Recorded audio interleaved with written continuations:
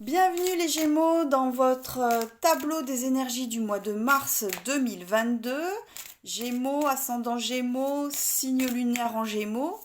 Ok, on va voir ici un peu au niveau des énergies générales. De quoi on nous parle un peu? Une première carte pour voir un peu l'intention autour de ce mois de mars. Allez, qu'est-ce qui se passe? Ici, hop là. Cristallisation obstacle. Hein, ok, il y a peut-être des énergies qui, on va être face à nos propres blocages, à notre cristallisation intérieure par rapport à une situation, par rapport à un projet, par rapport à quelque chose de très concret. Et il va y avoir une mise en évidence ici de ce qui nous bloque. D'accord, ok. On va aller plus en détail. Où il est mon jeu? Hop là. Au niveau des énergies générales pour les Gémeaux, qu'est-ce qu'on nous dit ici? Dans le concret, un petit peu. Qu'est-ce qui se passe pour les Gémeaux ici? De quoi on nous parle? Alors, pour les Gémeaux, hop là. Ouais, d'accord. Ok, bon. Allez, on a ce 5 d'épée, 9 de coupe, la lune. En dos de deck, on a le 9 d'épée. Ouais. Je pense ici que on est dans une énergie comme ça, où il y a une certaine un peu déprime, en tout cas beaucoup d'énergie au niveau du mental qui viennent nous fatiguer, qui sont autant d'épées de Damoclès au-dessus de notre tête et que on n'arrive pas à décrocher. Hein. Ici, on n'arrive pas à décrocher d'une situation, de quelque chose de très précis. Et ça nous envahit beaucoup, beaucoup. Avec ce 5 d'épée et ce 9 de coupe relativement à quelque chose qu'on désire profondément, pour lequel on a exprimé des vœux sincères, il y a une idée comme ça de positionnement avec une lutte aussi, hein, une lutte intérieure, mais même vis-à-vis de l'extérieur, et que il y a une espèce de ras-le-bol ici, hein, un ras-le-bol de lutter ici. J'ai l'impression que on a envie de se débarrasser de ces épées, et en même temps, quand même, on les porte et on tient un positionnement, et ça nous parle, d'accord, d'obstacles concrets qui nous fait un petit peu douter aussi de ce qu'on a envie réellement. Hein. Parce qu'avec cette lune, on nous parle d'émotions profondément marquées, on nous parle de quelque chose qui est en latence, qui refait surface, qui redescend, qui refait surface. Il y a une espèce de mouvement dans cette lune aussi à monter, descendre, des énergies comme ça fluctuantes aussi, lunatiques, mais avec un émotionnel fortement impacté. Ça peut parler aussi, alors effectivement, de ces idées qui nous angoissent, hein, parce qu'il y a une sorte d'angoisse ici, et à la fois d'être aussi connecté aussi, hein, connecté à ce monde intérieur. Au niveau de l'âme, on a la papesse. La papesse qui nous enseigne que quelque part on peut faire confiance à notre intuition, que très certainement la papesse et la lune viennent nous parler de choses cachées, de choses non révélées, de vieux dossiers comme ça qu'il faudrait déterrer, qu'il faudrait mettre à jour. Et peut-être qu'on a besoin de la lumière de la lune, qui est plus douce que la lumière un peu trop éclatante du soleil pour éclairer cette part d'ombre. Hein.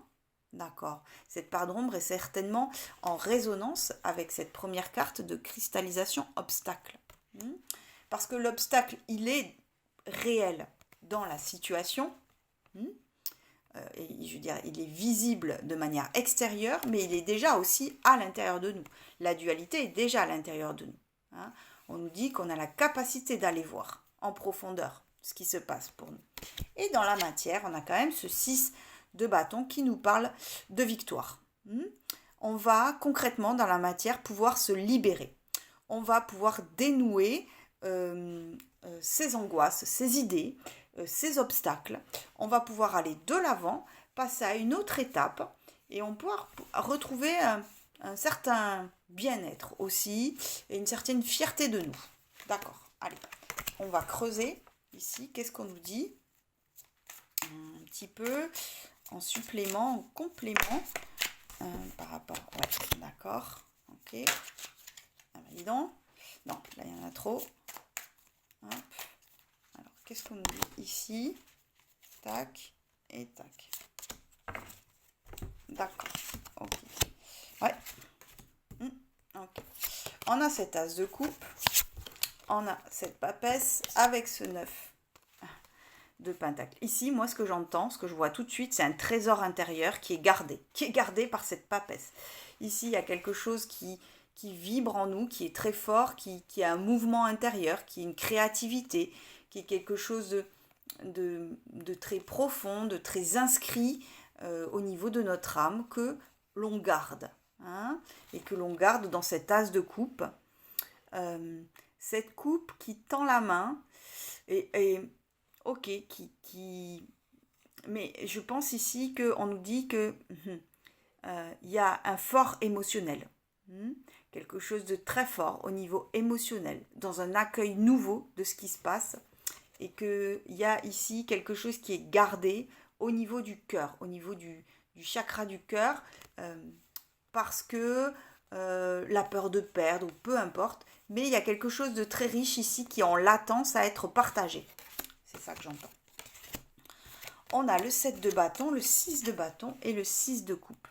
Ici, effectivement, il y a une victoire personnelle par rapport à quelque chose qui nous a demandé une certaine persévérance, hein, à repousser des énergies diverses, en tout cas, que ce soit intérieur ou extérieur, ça nous a demandé de la persévérance. On nous dit qu'on arrive, hein, qu'on arrive à ce résultat espéré, escompté, qu'on va se libérer de ce 5 d'épée, de cette, d'accord, de ces obstacles, hein, pour aller vers quelque chose un petit peu plus évident, un peu plus dans l'instant présent, un peu plus en accord avec notre enfant intérieur, hein, dans un peu plus de légèreté. Parce que vraiment ici, ce qu'on nous indique, c'est que avec ce 9 de coupe qui est central, c'est que cette situation, hein, qui sera personnelle à chacun, chacune d'entre nous, dans laquelle on a mis beaucoup d'espoir, qui nous a demandé beaucoup de lutte intérieure, dans ce mois de mars, il va y avoir un peu une révélation, une exacerbation des émotions. Et il va y avoir une libération à un moment donné. Alors, on nous dit ici, hein, effectivement, peut-être de ne pas passer en force, hein, d'être dans cet accueil de l'as de coupe. Je pense qu'il y a des émotions très très fortes, d'être un petit peu, de ne pas passer en force, parce qu'on pourrait passer à côté de ce qui est essentiel, à côté de ce qui, voilà, de ce qui pourrait être une évidence ici. Hein. Ok, d'accord.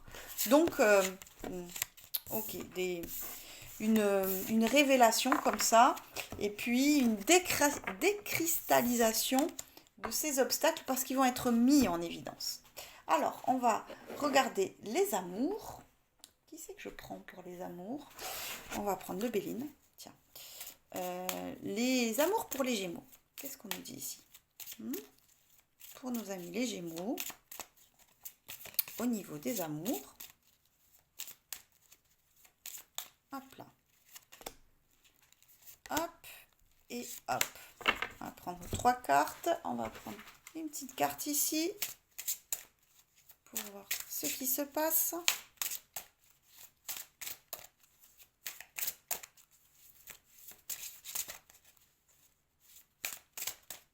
Allez.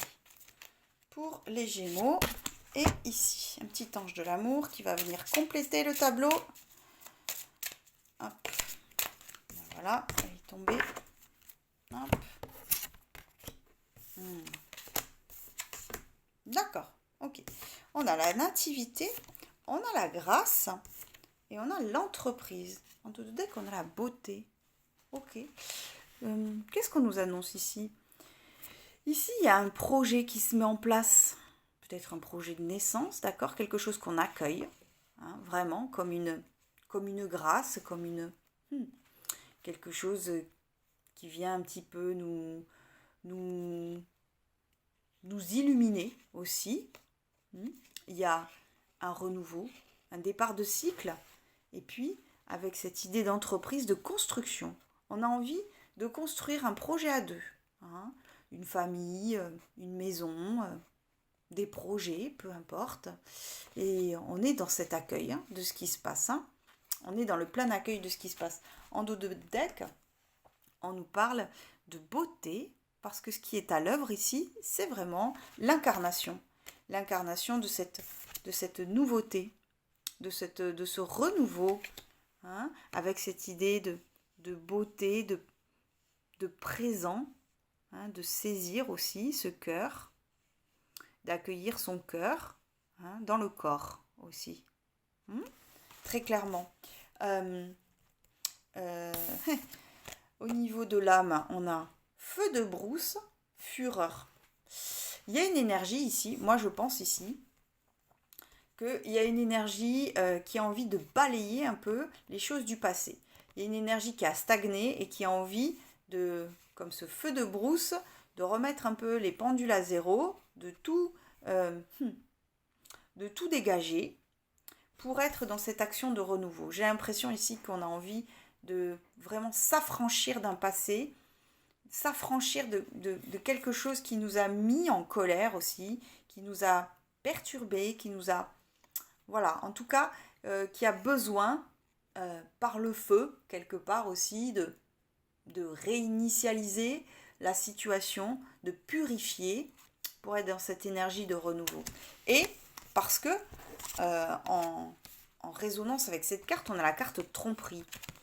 Quelqu'un porte le masque de la tromperie dans cette relation. Ouais, je pense ici que on nous dit que il y a une évidence ici qui va être mise en avant, hein, notamment avec les énergies principales aussi, avec l'obstacle, et qu'il y a quelque chose en nous qui va dire stop à une situation qui n'est plus d'actualité, dans laquelle on ne se reconnaît plus aussi, dans laquelle on démasque un peu aussi les comportements de l'autre, et qu'on remet un petit peu les pendules à zéro, on exprime aussi sa colère et son feu intérieur, à travers une discussion, mais peu importe, pour être dans ce renouveau, hein, pour être dans cette beauté et dans cet alignement intérieur. Ok, d'accord. Donc des énergies fortes, contradictoires, mais intenses. En tout cas, ok. On va voir dans les faits concrets de quoi on nous parle pour les Gémeaux. Ici, qu'est-ce qu'on nous annonce au niveau événement pour le mois de mars 2022 pour les Gémeaux. Allez, qu'est-ce qui se passe ici pour nos amis les Gémeaux? Ok.